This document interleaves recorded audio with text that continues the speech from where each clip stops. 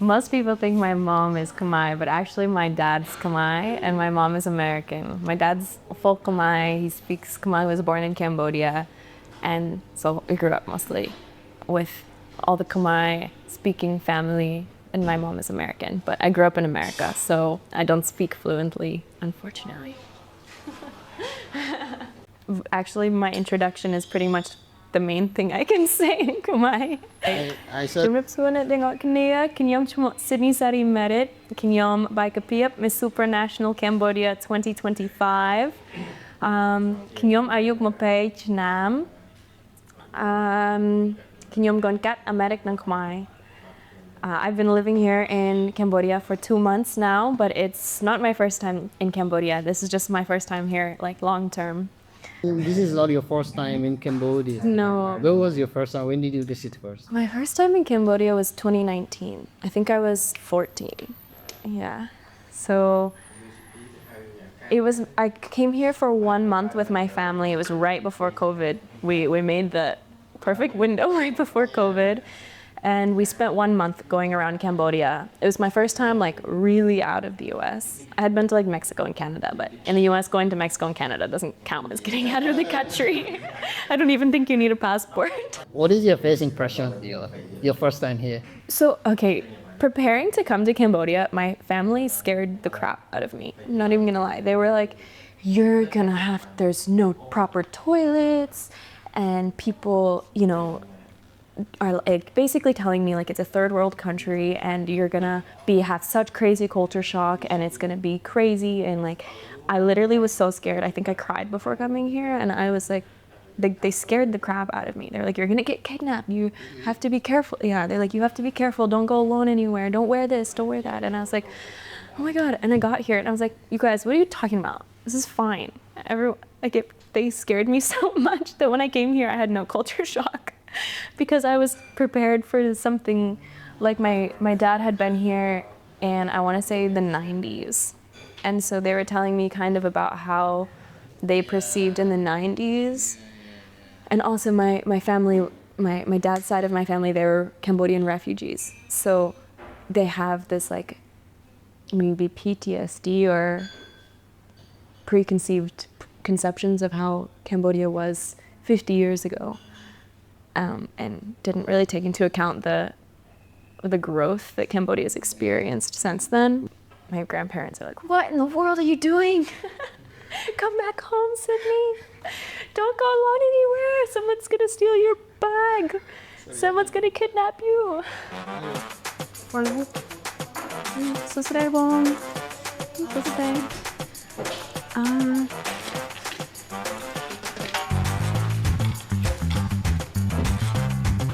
Green tea latte.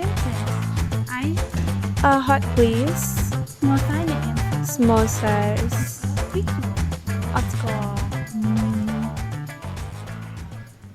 There's a lot of differences of life here in Cambodia. I really like to live here because I feel like there's a lot more opportunity for me.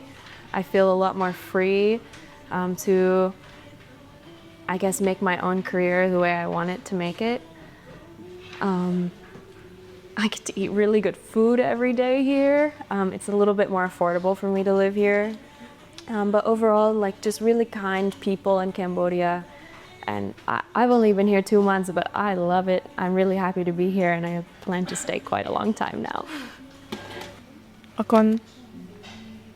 What was your parents' reaction when you made the decision, I'm coming to live here for a long time, for the first time? So I kind of got to ease into it because before I was doing international modeling, so my parents were really encouraging of my traveling. I took my first modeling trip when I was 16 to Thailand with my dad, and it was for 3 months. My dad was there the whole time with me, and so they were really encouraging of that trip. They really supported me. I'm really lucky. My parents support me in almost anything I do as long as it's like logical. And so after that trip, I started going around by myself. I lived in Malaysia for 6 months and then lived in Indonesia. Went home to visit my family, came back to Indonesia, and then when I was in Indonesia, Indonesia really likes their beauty pageants. They're really good at their beauty pageants. And while I was working there, every time I would go to work, they're like, oh, you should go, you should compete, you should be a beauty queen, you should be Miss Universe. And I was like, okay, whatever, okay.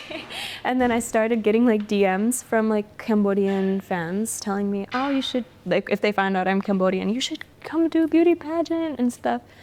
And then I decided I had no plans for 2025, so why not? Let's just come to Cambodia. And the pageant I'm competing in now, it's supranational.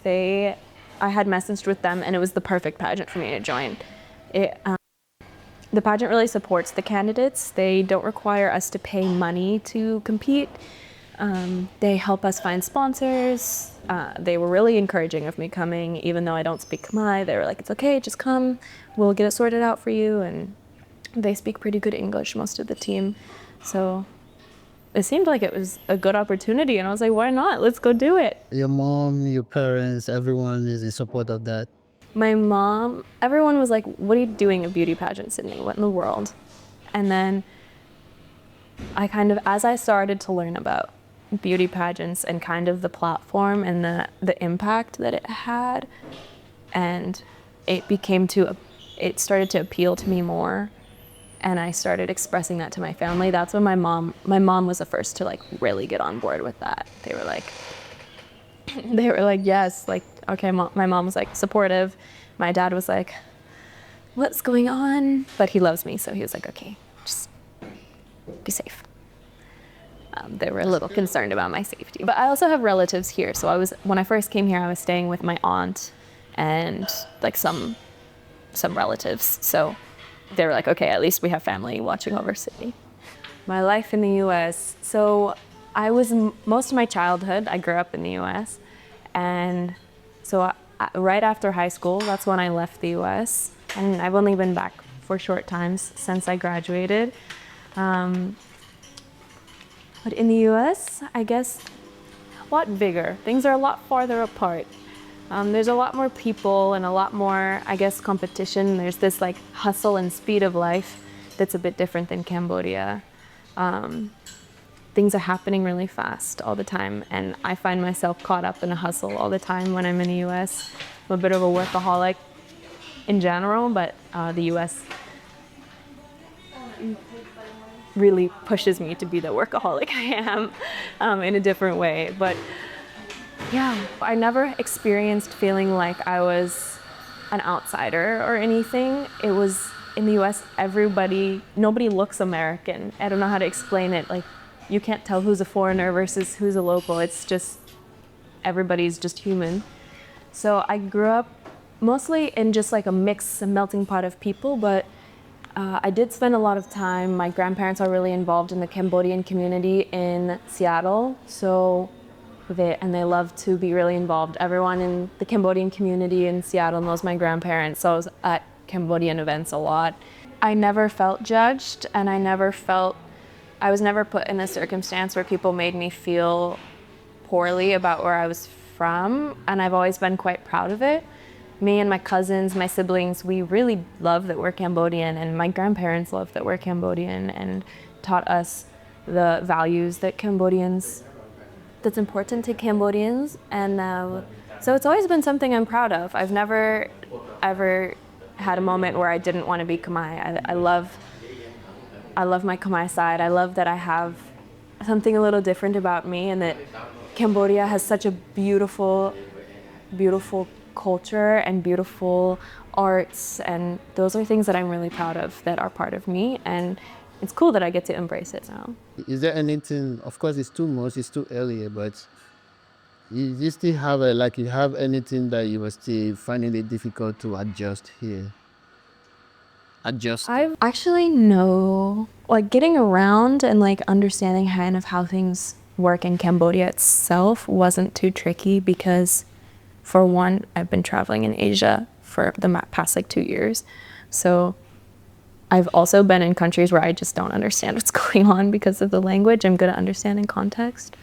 Transportation is basically the same. They have Grab in every country I've traveled to. If they have Grab, then I'm like, done, easy. I can get around anywhere. Maybe most people don't think I'm Khmer.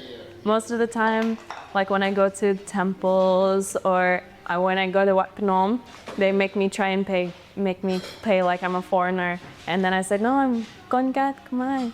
And they say, no, like pay. And then I have to show them my ID. And then they're, okay. My dad is fluent in Khmer, and so my dad's side of the family speaks Khmer, but so I recognize the sounds, but to speak is difficult. Really hard language to learn. Oh my God. You know, and some people are like, why don't you speak Khmer? Speak Khmer, Sydney's. Why don't you just go speak Khmer? I can't just speak Khmer. Try it. 2 months you can introduce yourself. Yeah. Look at me here. Yeah, I think my Khmer is pretty good. I think if people understood how hard, maybe like people need to be like, okay, go learn to speak Russian and then tell me it's easy to learn to speak Khmer. My dad cooks Khmer food, but it's like he grocery shops at, you know, like American grocery stores. So it's like Khmer food, but with American, it's like Khmer American food. It's like me, if I was food, Khmer American food. And then, but my grandparents make more. Like my yai is grandma in Khmer. She makes pretty authentic Khmer Do food. you remember the name? My favorite Khmer food that both my yai and my dad make is caw. Caw. It's like a stew with beef and eggs and like bamboo roots. I don't know how else to explain. Have you had it before? No, it's my first time. Do you eat Khmer food? Caw. Caw, yeah. Also Caw. caw. Caw. Yeah.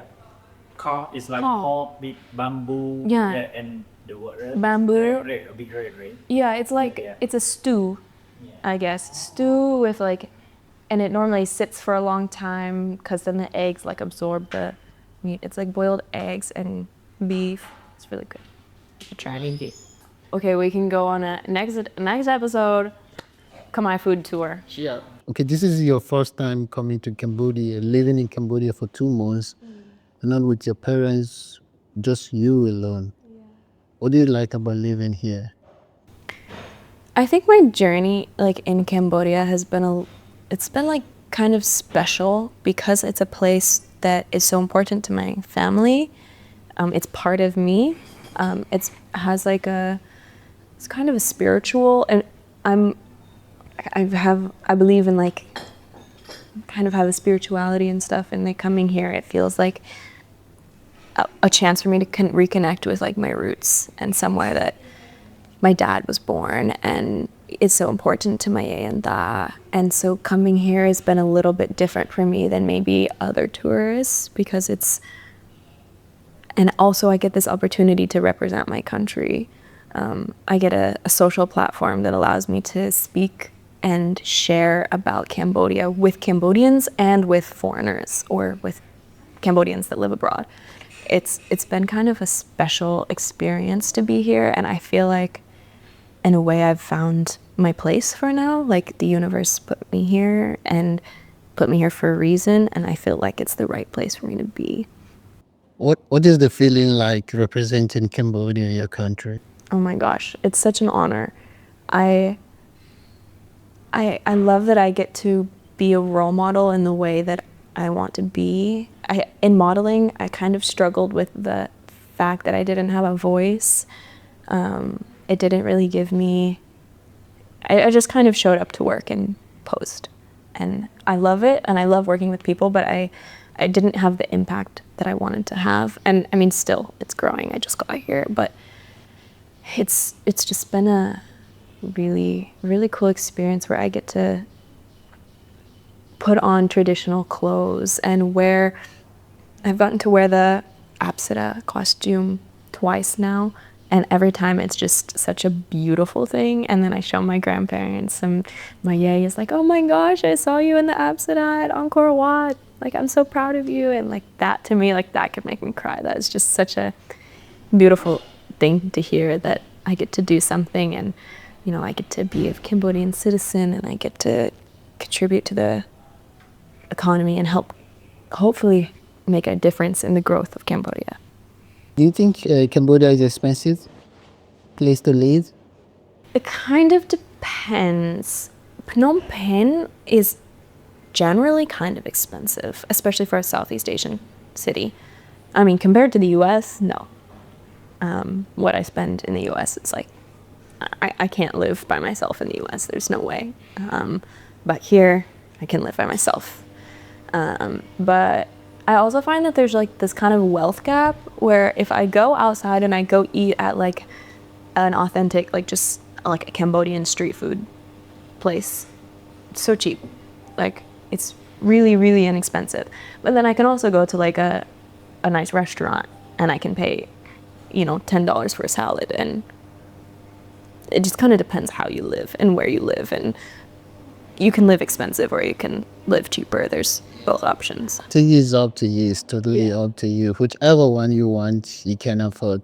Yeah, yeah. But I mean, if you're a young person and you want to travel, definitely would say Cambodia is a affordable place to travel if you travel correctly.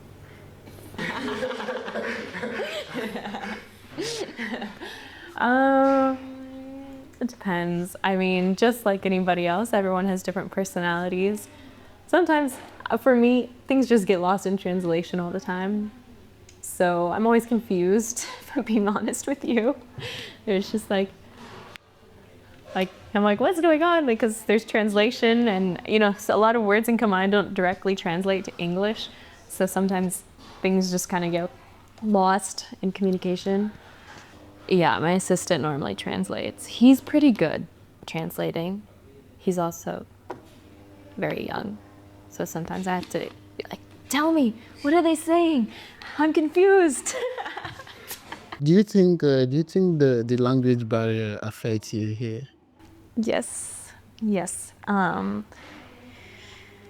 I think if I was just here as a tourist, no, it wouldn't be too difficult. But because of the work I'm trying to do, it's not easy that I don't speak Khmer. And people don't necessarily understand that it's really hard to speak Khmer. And it's a little like nerve-wracking. I don't know if you've ever experienced where like you try to learn something and then like practicing it right in front of people.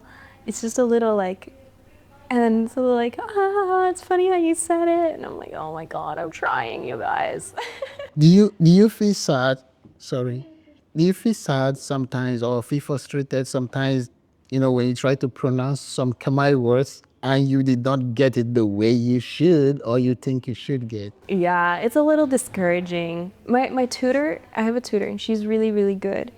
But sometimes people don't understand that like the sounds that they're making aren't sounds that I've tried to make before.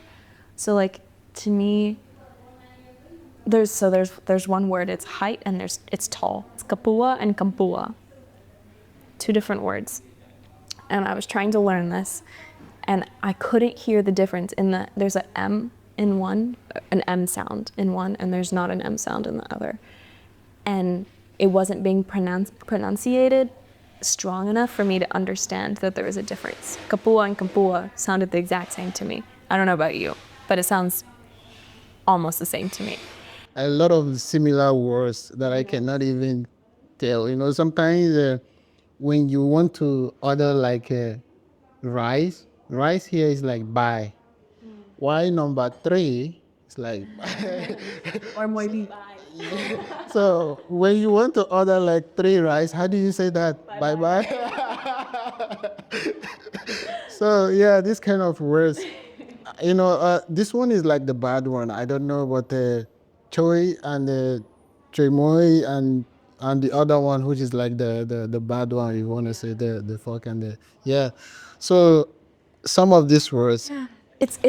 It's a hard. My mom, she speaks some Khmer with my family. I mean, she's American. She doesn't really speak Khmer, but she likes to try and say things. But she's even worse at pronunciation than me, I think. But she gets confused because there's like da, like my da, my grandpa, and there's da, like let's go, and there's like another da, like there's just. Your mom is a fully American. Yeah, I mean, if you go far enough back, she's European, but she's like a white person just Caucasian. You have a sister or some brother? Yeah. I have a sister. She's 18, and then I have a brother, and he's 14. My sister is my best friend, but we're very, very different. You are the oldest. Yes. Which also was like, my parents are like, oh my God, the oldest daughter, and she just dips off to another country. I don't ever slow up, no I don't take shit. I got no love for the fakeness. If you wanna play tough and wanna hate this, I'll always show up. I don't ever slow up, no I don't take shit. I got no love for the fakeness. If you wanna play tough and wanna hate this, I'll always show up and make a statement. I don't ever slow up, no I don't take shit. I got no love for the fakeness. In Cambodia for you. In Cambodia, I would say they don't really use models. They use influencers. They really like influencers that have modeling experience. I've been modeling since I was a little baby, so I have a lot of modeling experience, a lot of international modeling experience, which does good for me here. But also they like that I have a platform. So really clients want to see my social media. They don't really care to see my portfolio. They like to see just my Instagram, my Facebook, my TikTok. They want to see that. That's what they really like. And actually, I think that that's where most of marketing will end up going, is social media. People aren't focused as much on billboards anymore, or magazines, or online ads quite as much. Social media is really where it's at, because that's where the consumers are, and that's where people are scrolling, and that's how they are influenced to spend money. Is it like is it based on the attraction you get online? Yeah, I think most of I've only had like 2 or 3 jobs since I've been here, but most of them I'll find me from social media. Most of the clients want, like, half of the job is to post it on social media. So you go do your 8 hours of shooting, and then they want you to post it. This one, it's not that old, 2007. I was born in 2005, so this one is 2 years younger than me. Bram Buan Real. And this one is Bram Roy Real. And it's 2014, so quite new actually. But then it gets older. Bram Roy, I don't know, it doesn't have the date on it. And this one, also Bram Roy, but it's old, I think. And this one, this is interesting because this is like, I think maybe it's a currency that was used in Cambodia, Laos, and Vietnam. And because this is Vietnamese writing, and then I think that this is Khmer and Laos. And because you can see at the top it says Cambodia, Laos, Vietnam. But it's also written in maybe French. This looks French. Maybe because France colonized like Cambodia, Laos, and Vietnam. But it's written in French. It's quite interesting. But it's only 100, and now 100 is worth very close to nothing in Cambodia. It's quite cool. I mean, you get to like see it has like Khmer touch, the history, but it's a very nice cafe. There's also coins here, but now in Cambodia they don't use coins anymore. This cafe is Cafe Clang, just like cafe strong cafe. You mentioned your parents, they don't want you to come because of the experience. They don't want the children to experience the same thing. And of course, you already come here and you saw that. You saw how the people treat you, how they take care of you, or your experience, I don't know. So is there anything you would tell to the people who are still scared, or their parents are still not letting them come to visit their root? Like, with your experience, what can you tell to them? I would say I'm not treated like I'm a local here. You know, like my experience in Cambodia as a foreigner, I would say I'm a foreigner, didn't grow up here, is probably going to be different than somebody who grew up here. So I can acknowledge that I probably have privilege when I'm living here, and growing up in the US, I have an American passport, and I have, I grew up in the US, so I have a privilege when I come here. But I can tell you that the speed that Cambodia is developing at, even since from 2019, which was the first time I came here, until now, like the difference is insane. Cambodia is growing so fast. My uncle was here in the 90s and he just came back finally again. He's here now. And he's like, oh my gosh, like, wow, everything's developed so quickly. There's beautiful cafes and, modern buildings and great apartments. Like, there's so much growth here, and I don't feel unsafe here. I know that there's this preconceived conception of how Cambodia is. People have kind of a poor stigma around Cambodia, and I think that it's maybe rooted in fear, but I think we kind of need to get over that and understand that if you're Khmer, you should take the time to come here. It's not how it was 50 years ago. I wasn't alive 50 years ago, but I can tell you, I feel safe here. This is a very developed, becoming developed country. There's a lot of modern aspects of Cambodia. If you're mixed, you have a privilege when you come here. You're going to be treated well. Cambodians that are born here love foreigners, love tourists, especially love to know that you're mixed Khmer. Like, people love I'm mixed, and they'll love it if you come here. And I think it's something that you should take advantage of, that since you have the opportunity to come to a place, and you can always leave. You can always come and you can always leave. Do you think you have more opportunities here in Cambodia compared to the US? Yes. Yes, I do. That's more opportunity and possibility here for me. You miss home? I miss my family, but I don't really miss home. I've never been homesick. I have been basically the past 2.5 years haven't been home. Maybe I was home for 4 months last year, but I don't get homesick. I just miss my family, but I don't struggle with missing home. Do you have any message for Cambodians? For local Cambodians. For the local Cambodians? Local Cambodians.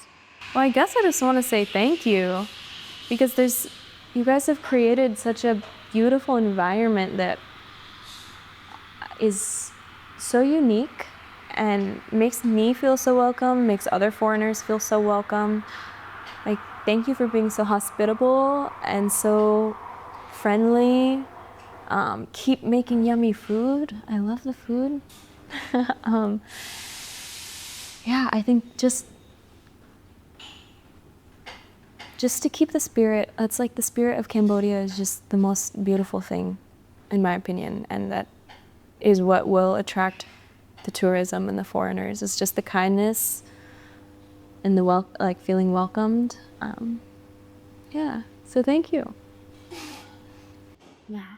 Do you think Cambodians are friendly? Yes, absolutely. This is most asked questions when whichever person that I interview, I need to. Has anybody said any different? No. No. Cambodians are so friendly, right? Super friendly. So friendly. I can 100% even if you say anything wrong about them, this part I will tell you that no, you're going wrong way. Yeah. If they're not friendly to you, you must be doing something wrong to them, because Cambodians they're friendly without needing anything back.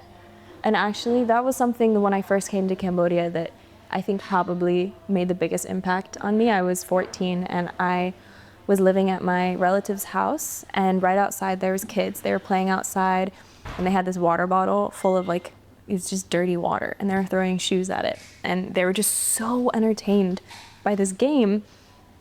And it was so, they were just so joyous. All the parents were just, the adults around were just so happy. And it was just such a small thing.